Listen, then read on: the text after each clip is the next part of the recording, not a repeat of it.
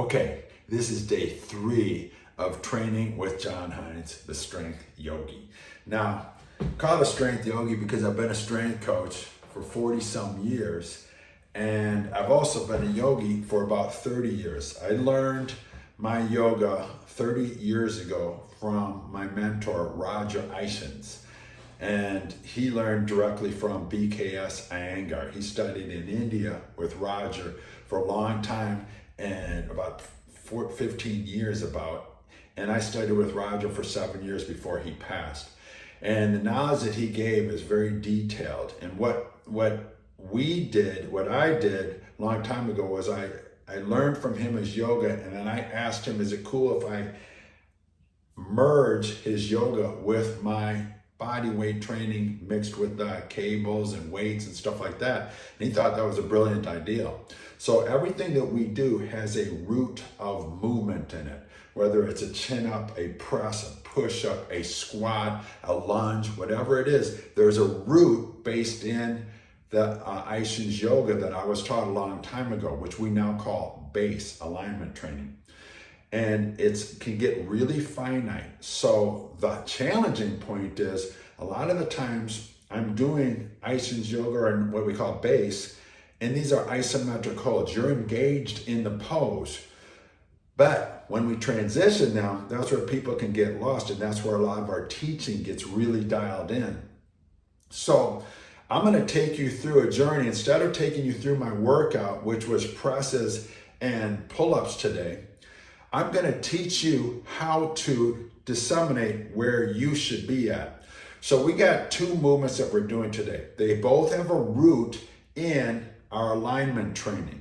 So the root is if you go backwards, it's the very baseline of a movement. So the baseline for a push-up is what's called inclined plane. You're on your hands and your body is straight and your arms are straight as well.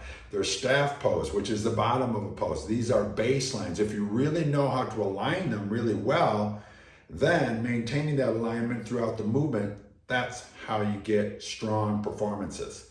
So today we're going to be doing a military press and we're going to be doing a pull-up. But the challenging part is, how do you do these without losing alignment?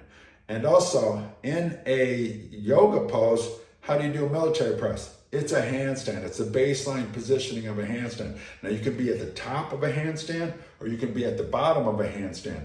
So either way, you're looking towards fixing and setting the alignment. You don't want the shoulders up. You don't want the elbows flared out because that rolls the shoulders. So you want the shoulders down and back. You want those forearms parallel to one another as well. And then you're going to press up. And while you do that, you're going to be looking for compensation patterns as well. And then it's just about, how do you find a load that you can challenge in an isometric fashion without creating compensation? And then the harder part is, how do you know when you're done? You see, everybody has an ego, and the challenging part is to not stay in a position past where you are thriving in the position. What I mean by this is, I'll tell you a story about when I taught jump training for most of my life. I've been a jump training expert, and it's because I kept the main thing, which is power. You never want to train jump training for endurance. You want to train it for power, with the sole goal of jumping higher or producing more ground reaction force for whatever it is that you're doing. So when you cease to elicit a completely powerful response for your jump training, then you're done. So if my athletes, for example, if this was a marker, let's say it's the rim and you're touching the rim, and I said, do 5 jumps to the rim, and on the 4th jump they miss, okay, they're done. If you cease to be able to touch the same point, then you're not producing the same amount of power. So therefore, you're done. Now, if we apply that rule to everything else, then we are training like it is a practice, not training with our ego where we're trying to get X result. This is a big difference. Training for practice, treating it like a skill development, is what Olympic lifters do. Gymnasts do this. And what training for ego is what most people do when they work out. I got to set a PR in that workout. So I'll cheat to get my 100 push-ups and 50 pull-ups faster than before. And even though your form is crappy and you chipped 1 second off, you're happy, your ego is happy because you set a PR. But in practice-wise, you went backwards because you reinforcing crappy form. So we don't want to ever do that. So while we're doing our alignment training, we're working to maintain proper alignment. When I'm loading this, let's say I'm doing a military press or a pull-up, maintain proper alignment until you're about to lose it. And when you can't maintain it anymore, you're done. Why? Because we want to only reinforce positive alignment. Doesn't mean you can't challenge yourself to high levels, but if you stay in it and you're breaking down and you're just collapsing, then you're reinforcing negative habits. As I often say, now you're feeding the bad wolf. Okay? So for day 3, follow along. I'm educating. Hopefully you're getting it. We're working towards developing the skill of strength, not developing feeding the bad wolf, reinforcing compensation patterns, and reinforcing bad habits. Always treat your training, not workout, treat your training like it's a skill practice. And try not to go into those failure reps. If you really think about it, Olympic lifters, they only go to complete max efforts when they're competing in the World Championships or in the Olympics. Other than that, they're just practicing. One of my good friends, Johnny Gray, ran the 800 meters, and I asked him, how often do you go full out? And he said, never, unless it's the Olympics or the World Championships. He goes, I never go full out because he goes, all I'm doing up until then is I'm trying to refine my technique, refine his skill, constantly working to up his game and his skill and his practice. Then when he goes to those performances, he's going full out, he's maintaining perfect form, and then he gets what he gets. And hopefully he sets a PR, which he did often. He set world records. So with that said, today, instead of you following with me on an isometric workout, we're going to be doing isometrics, but you got to find your level. Okay, so with that said, I'm going to set this station up here. So we're going to do some pull-ups and we're going to do some presses. And when you're doing a press, when you're doing isometric loading, you can do stuff. There's many different types of isometrics. The way Jesse and I like to have it is where you have a marker of what you're pulling against or pushing against. So for example, on a pull-up, I have a marker, my head against the bar. That's a clear marker. Now, can I hold that for more than 6 seconds? Yes. So can I load it? Yes. So right there, I demonstrated what to do. Now, what if you can't? Pull your head into that marker, which is the crossbar. What if you can't do that? Use a band. Use a band to assist it because you want to have that marker. So if you cannot get your head to the bar on a pull-up, if you can't do a pull-up, then you need to use enough bands where you can hold your head to the bar. Now, if you use so many bands, you can just sit there all day. That's too much assistance. So what you want to do is find that zone where your minimum time on the bar might be 5 seconds, 3 to 5 seconds minimum. That's a maximum effort. Now the challenge with that is, can you do it without losing your form? So what I generally say to people is a minimum of 6 seconds, maximum of 50 seconds. In that zone somewhere, you're going to find your sweet spot. Now ideally with people that I work with and I coach, I like a maximum 30 seconds. That's a long time. Minimum about 5 seconds. In between there is where you're going to do your work. So use a band to assist so that you can get minimally 6 seconds with perfect form. So this, I'm talking here on a pull-up. You're pulling your head to the bar, keeping your elbows underneath the bar, keeping your butt and your belly engaged, keeping your shoulders wide. When you can do that properly, then you got to decipher how much do you load or assist in order to do that movement perfect, okay? So I've seen some people use bands, lots of bands to assist. Then you get to the point where you can do it with body weight.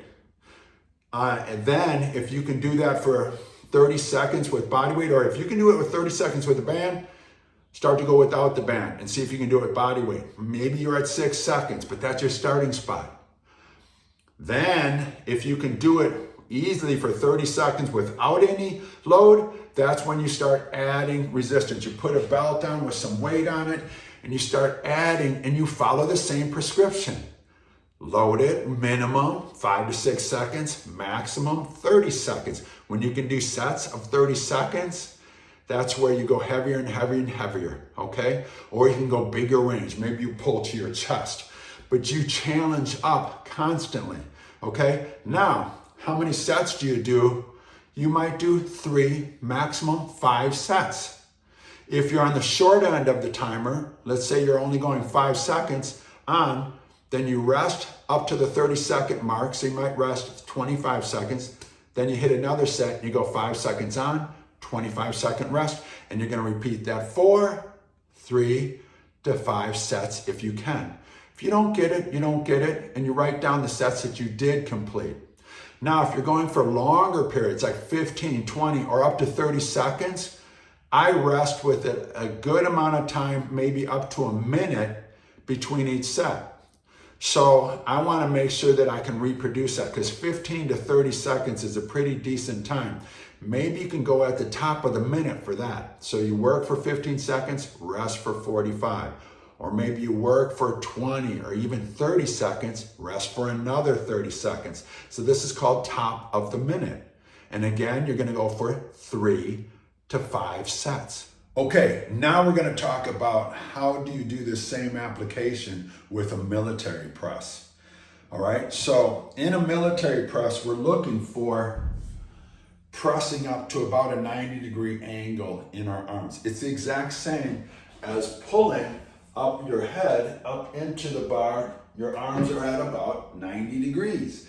90 degrees is a key point in doing a strong isometric, because right at 90 degrees, your upper arm is directly parallel to the ground.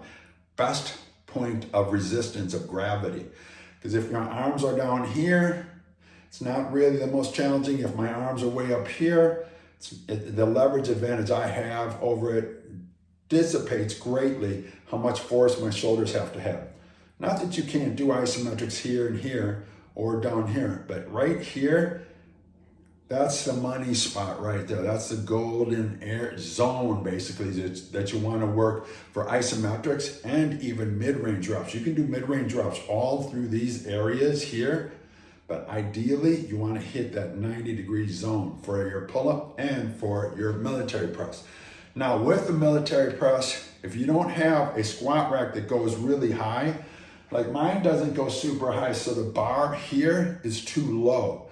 Then you simply got to just eye it. Now, if I have a weight and I'm going to do a military press, I can bring it so that my thumbs are at about my baseball cap height. Then I can look at, am I in alignment? Are my forearms pretty vertical? Or I can go wide, or I can bring my hands more narrow, but I want to keep that 90 degrees in the elbow. And again, I'm going for same time zone. You're looking for about minimum 6, maximum 30 seconds in that zone where you're keeping really solid alignment. Then it's just a case of finding the perfect weight or resistance. You can use bands, you can use kettlebells, you can use a barbell, whatever it is that's your form of resistance. Doing a handstand, lowering into that 90-degree zone, exact same thing. You're trying to find the most challenging zone in order to get the most bang for your buck. So think about this, get a kettlebell, press it up so that your arms are at around 90 degrees, or a barbell, or lower yourself into a handstand so you're at about 90 degrees. Find your sweet spot. That's where you're gonna then hold, and if it's too easy and you're like, yeah, I can do 30 seconds of that, go up in weight, go up in difficulty. If you're doing a handstand, you're like here, make it harder, lower, okay? All of these can work fantastic, but you gotta really find your sweet spot of a load that resists you properly, so it's very challenging for you to hold it anywhere from about 5 to 30 seconds. Remember, during this time, we don't want to be compensating in form and surviving it. We want to be strong and aligned. When we cease to be strong and aligned, you're done. Don't cheat it to do more sets like that. What if you only do 3 sets and each one you got held less and less? Probably weren't resting long enough in between sets. So rest longer. Okay, if you rest long enough, if you worked 5 seconds even and you rest for the remainder of the minute, you can probably hit 5 seconds again. Great. Now you can build on that. Can I do 5 sets of that? Great. Now we're going to build on it, and you got to be patient with this, okay? So the key to when I train my athletes is we don't want to be led by our ego and chase setting a workout PR. We always want to be chasing better movement of our skills, and this one of the skills is strength, and the proper movement and proper alignment of each pose is what I teach, and that slow progression is everything, okay? You must be patient and you must be persistent, but you also got to listen here. Am I being ego-driven and reaching, found in wanting basically for setting a workout PR, or am I upgrading my skill level at a press or a pull-up or whatever other exercise that you're doing? Okay, so for this particular workout that I want you guys to do on your own today, day 3, upper body isometrics, I want you to find 2 exercises, and I want you to find your level of isometric hold between 5 and 30 seconds of them, and then I want you to repeat it. Let's make it real easy. If you're at 30 seconds, rest a minute or 2, and then go to a higher level of it, so you find a level that challenges you, maybe 5 or 6 seconds all the way up to 15 seconds, okay? That's a great zone really to practice from. And then rest for at least 45 seconds, if not a little bit longer, and then redo that set and maintain it for the same amount of hold. How many sets? If you can do 3 to 5, that's great. But if you do 2 and then you crash and burn, so what? You did 2. Next time, maybe you'll do 3, but the key is maintain your alignment and your strength with integrity, because we're practicing a skill. So hopefully you guys get the gist of this. I want you to do the 2 exercises, can be whatever exercises you want, but think of focusing on that alignment. Let's keep it simple. A press, shoulders down, pull up, shoulders down, keep the body in as straight as position as possible. Focus on your alignment and then challenge yourselves accordingly, all right? If you guys dig this video, give us a like, give us a thumbs up, and share it, and also for sure subscribe. I'm gonna continue to give you guys my daily follow-along workouts. I thought just before we really get into those isometrics, I wanna really teach you guys how to understand how to do the isometrics, all right? So I hope this helps you guys a lot. Take care.